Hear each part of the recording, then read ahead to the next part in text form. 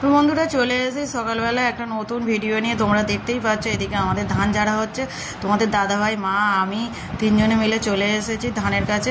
সকাল থেকেই উঠেছে ধানের কাছে ধান ঝাড়ানোর জন্যে। আর এদিকে তোমাদের দাদাভাই তো ধান ঝাড়তে শুরু করে দিয়েছে।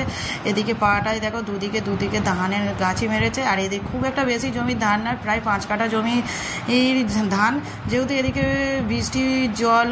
বৃষ্টি হয়নি, আবার এদিকে খালেতেও জোয়ারের জল দেয়নি, তাই পুকুরের পাশে যে জমিটা ছিল সেই জমিটাই চাষ করা হয়েছে। তা অল্প জমি ধান বেশিক্ষণ সময় লাগবে না।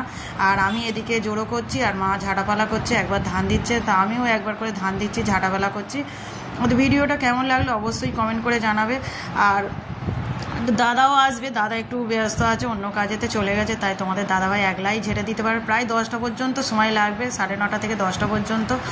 আর ধানটা হলো সরু মিনিকেট ধান, তো এদিকে পোলকুটিও বেশি বেরোয়নি। বন্ধুরা তোমরা